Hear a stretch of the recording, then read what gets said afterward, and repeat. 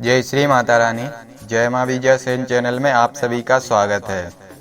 आज हम आप सभी को इष्ट शक्ति का एक ऐसा अद्भुत प्रयोग देने जा रहे हैं जिसमें आप सभी को इष्ट शक्ति के स्वप्न के माध्यम से दर्शन होंगे।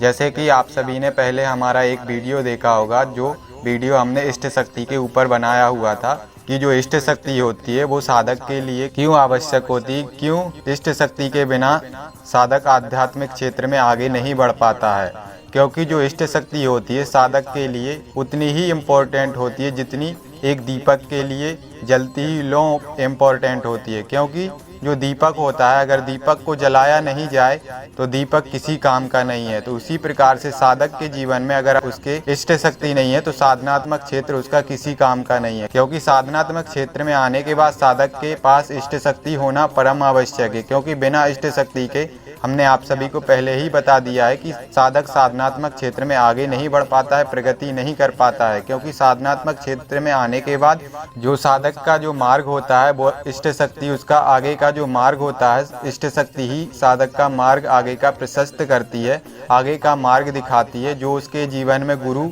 या ज्ञान घटित होता है वो इष्ट शक्ति के ही कृपा से घटित होता है। तो आज हम आप सभी को एक ऐसा अद्भुत प्रयोग बताने जा रहे हैं जो माता भगवती के नमाण मंत्र का प्रयोग है, जो एक दिवसीय प्रयोग है। और आपको इस प्रयोग को करने के बाद जो आपकी इष्ट शक्ति होगी तो वो स्वप्न माध्यम से आपको दर्शन देगी, आपका मार्गदर्शन करेगी। ये प्रयोग सिर्फ आप सभी एक ही बार कर सकते हैं और उसके बाद आपका ये प्रयोग काम नहीं करेगा।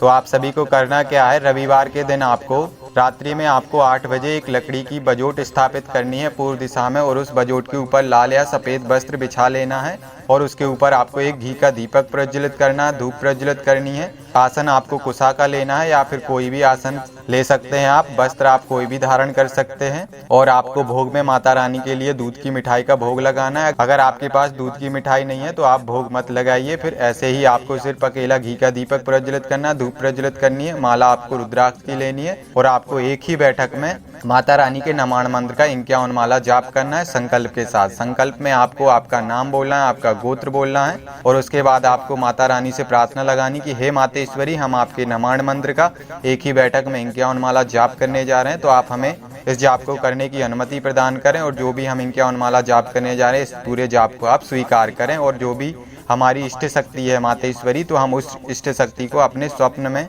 देखना चाहते हैं, तो आप हमें हमारी इष्ट शक्ति को सपने में दिखाने की कृपा करें। इस तरीके से आपको माता रानी से प्रार्थना लगानी और वो संकल्प आपको जो आपने हाथ में जल लिया है वो जल आपको जमीन में छोड़ देना है। और उसके बाद आपको एक ही बैठक में माता रानी के नमाण मंत्र का 51 माला जाप करना है। जब आपका जाप पूर्ण हो जाए तो आपको एक माता रानी के लिए नींबू की बलि देनी है। नींबू बलि आपको खड़ा नींबू काटना है नमाण मंत्र का जाप करते हुए। और उसके बाद एक माला आपको हवन आहुति करनी है। घी, हवन सामग्री, जौ, काले तिल, चीनी, गूगल, शहद, इस सब के मिश्रण से आपको हवन आहुति करनी है एक माला माता रानी के नमाण मंत्र की। और उसके बाद ये प्रयोग आपका 1 से 1.5 घंटे के बीच में हो जाएगा। उसके बाद आपको 10-20 मिनट बाद तुरंत से सो जाना है। कॉपी और पेन साथ में रख के सोना है, क्योंकि जो आपको स्वप्न आएंगे वो 3 पार्ट में भी आ सकते हैं। इस तरीके से आएंगे कि आपका एक पार्ट 2 से 1.5 घंटे के बीच का होगा, उसमें आपको स्वप्न आएगा। जो भी स्वप्न आएगा तो वो स्वप्न आने के बाद आपकी अचानक से नींद खुलेगी, वो स्वप्न आपको याद रहेगा, तो वो स्वप्न आप कॉपी में लिख लेना है। उसके बाद फिर से आपको सो जाना है। फिर आपका दूसरा स्वप्न आएगा,